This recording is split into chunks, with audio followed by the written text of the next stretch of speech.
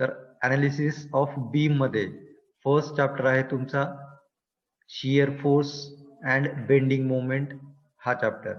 तर shear force diagram and bending moment diagram या first chapter मध्ये आपण अनालिसिस ऑफ बीम हे कंप्लीट करणार आहोत. व्हिडिओ बंद करू नका, व्हिडिओ चालूच राहू द्या.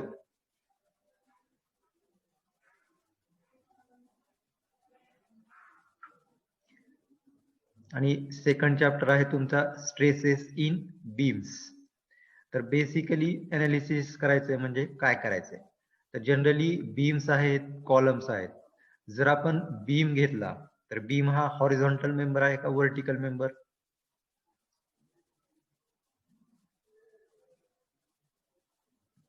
हॉरिझॉन्टल. तर beam is a horizontal member. तर हा जो काही बीम आहे या बीम वरती जर फोर्स अप्लाय केला किंवा लोड अप्लाय झाला तर तो बीम कशा पद्धतीनं बिहेव करेल, तर हे कॅल्क्युलेट करणे म्हणजे काय, त्या बीमचं अनालिसिस करणे. आणि ते in terms of shear force diagram and bending moment diagram आपण काय करणार आहोत, कम्प्लीट करणार आहोत. लक्षात. तर थोडक्यात आपल्याला एखाद्या बीम वरती जर लोड ऍक्ट झाले तर तो बीम कशा पद्धतीनं बिहेव करणार आहे किंवा त्या बीम मध्ये मॅक्झिमम शियर फोर्स काय असेल, मॅक्झिमम बेंडिंग मोमेंट काय असेल, हे आपल्याला काय करायचंय, कॅल्क्युलेट करायचंय. हे कॅल्क्युलेट करणे म्हणजेच त्या बीमचं अनालिसिस करणे. लक्षात. तर हे अनालिसिस करून आपल्याला नेक्स्ट इयर मध्ये काय करायचंय, डिझाईन करायचंय. म्हणजे कुठल्याही बीम मध्ये 3 मेन इम्पॉर्टंट गोष्टी असणार आहेत, शियर फोर्स, बेंडिंग मोमेंट आणि डिफ्लेक्शन. तर इथं आपण शियर फोर्स आणि बेंडिंग मोमेंट हे शिकणार आहोत आणि डिफ्लेक्शन आणि स्लोप्स ह्या ज्या काही टर्म्स आहेत ह्या तुम्हाला टॉस मध्ये नेक्स्ट सेमिस्टर मध्ये कंप्लीट होणार आहेत. तर ह्याच्या अगोदर जे काही बॅकग्राऊंड होतं इक्विलिब्रियमचा चॅप्टर, तर इक्विलिब्रियमचा चॅप्टर तुम्हाला सर्वांना झालेला आहे कंप्लीट, बरोबर आहे. तर इक्विलिब्रियमच्या चॅप्टर मध्ये तुम्ही काय काय फाइंड आउट केलेलं होतं,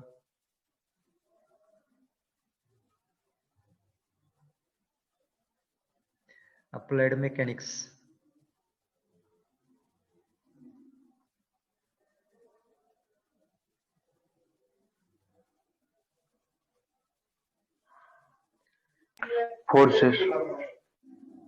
फोर्सेस कॅल्क्युलेट केले होते का इक्विलिब्रियम चॅप्टर मध्ये?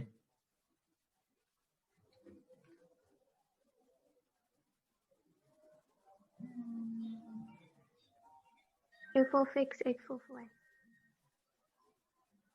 इक्विलिब्रियमच्या चॅप्टर मध्ये आपण काय काय कॅल्क्युलेट केलं होतं बीमशी रिलेटेड?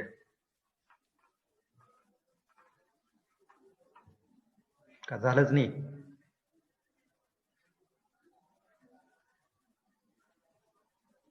बीमशी रिलेटेड झालंय का काही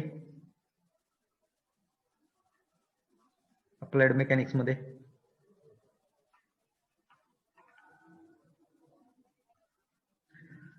तर shear force and bending moment हा चॅप्टर आपला कंपल्सरी 18 मार्चला हा एक्झाम मध्ये आहे आणि विथ ऑर हा चॅप्टर तुमचा 24 मार्च पर्यंत हा जाणार आहे.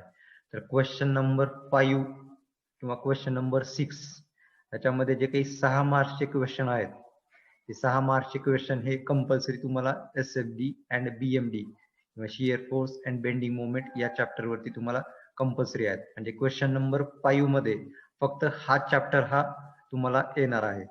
तर कुठलेही 3 प्रश्न आहेत त्या 3 पैकी तुम्हाला 2 सॉल्व्ह करायचे. ईच क्वेश्चन हा 6 मार्काचा असेल तर कुठलेही 2 क्वेश्चन्स तुम्हाला सॉल्व्ह करायचे. तर स्टार्टिंगला आपण ह्या चॅप्टर मध्ये काय काय पाहणार आहोत, त्यामध्ये आहेत types of supports, types of beams आणि types of loading on beam. तर जनरली ह्या सर्व गोष्टी तुम्ही मेकॅनिक्स मध्ये कंप्लीट केलेल्या आहेत. थोडंसं रिव्हिजन आपण इथं काय करणार आहोत, फुलफिल करणार आहोत. त्यानंतर concept regarding definition, relation, sign conventions of shear force and bending moment. त्यानंतर नेक्स्ट पाहणार आहोत आपण SFD and BMD for simply supported beam, cantilever beam, overhanging beam with point loads and UDL loading. त्यानंतर concept of point of contra shear and point of contra flexure. तर maximum एवढे contents आपण या chapter मध्ये complete करणार आहोत. तर first आपण what is mean by beam. जर बीम हा आपल्याला डिफाईन करायचा असेल तर it is a horizontal structural member in framed structure in which the length of beam is more than other two members. तर other two members कुठले असणार आहेत? जर एखादा बीम आपण घेतला तर त्या बीमला मेनली 3 डायमेन्शन्स असणार आहेत. फर्स्ट असणार आहे तुमची लेंथ, त्यानंतर सेकंड असणार आहे त्या बीमची विड्थ आणि थर्ड असणार आहे त्या बीमची डेप्थ.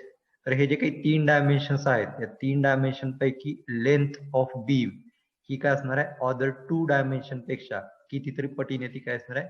जास्त असणार आहे. तर अशा प्रत्येक हॉरिझॉन्टल मेंबरला आपण काय म्हणणार आहोत? बीम म्हणणार आहोत.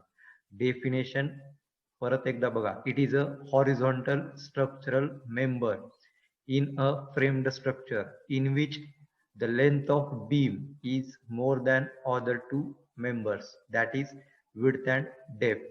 तर आपल्या फ्रेम्ड स्ट्रक्चर मध्ये जेवढे काही हॉरिझॉन्टल मेंबर्स आहेत तर आपल्या स्ट्रक्चरल मेंबर मध्ये कुठले कुठले मेंबर्स हे हॉरिझॉन्टल आहेत? त्या फक्त बीमच हॉरिझॉन्टल असते.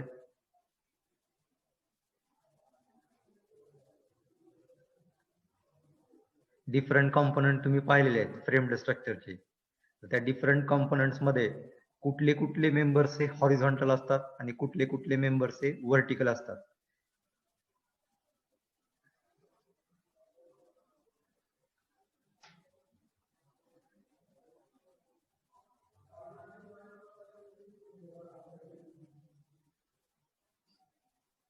कुठले कुठले मेंबर्स आहेत हॉरिझॉन्टल? Slab. तर बीम आहे, त्यानंतर स्लॅब आहे, अजून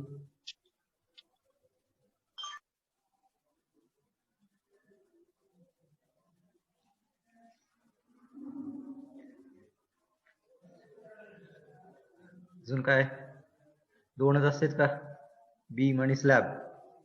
अजून काय काय दिसायला हॉरिझॉन्टल? अरे घरात बसलात जरा इकडे तिकडे तर बघा घरात.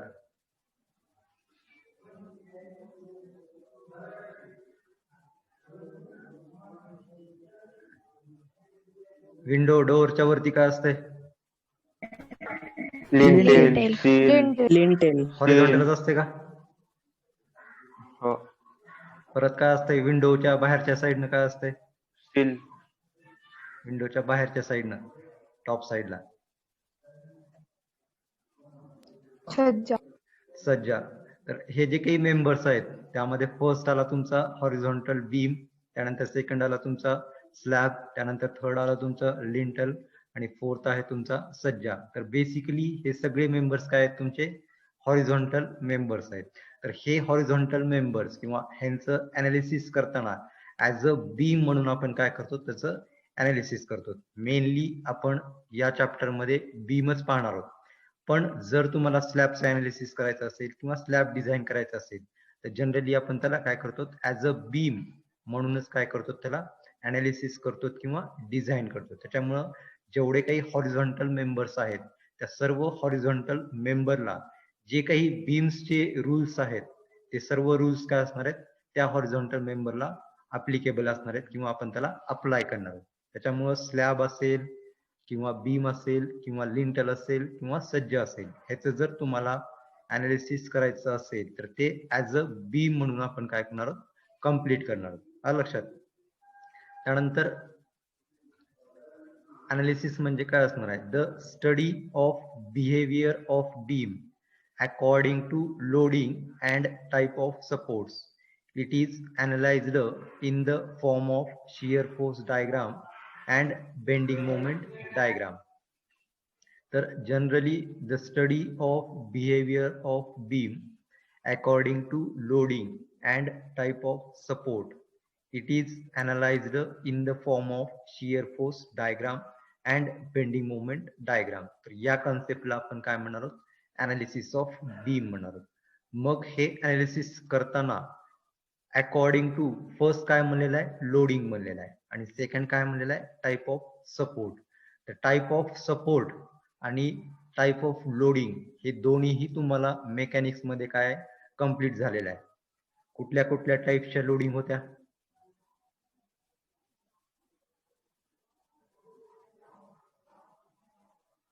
बीम वरती कुठल्या कुठल्या टाईपचे लोडिंग हे अप्लाय होतात? Tensile, compressive. बीम वरती रे, बीम वरती हॉरिझॉन्टल बीम आहे, तर त्या हॉरिझॉन्टल बीम वरती कुठल्या टाईपच्या लोडिंग ऍक्ट होत होत्या? इक्विलिब्रियमचा चॅप्टर आहे हा.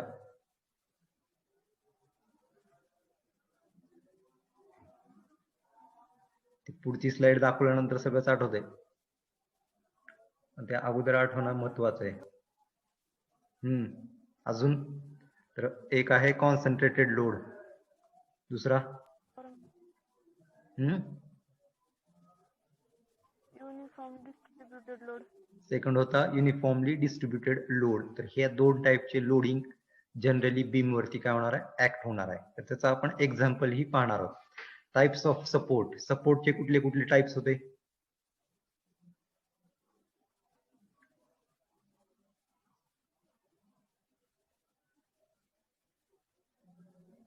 Simply support.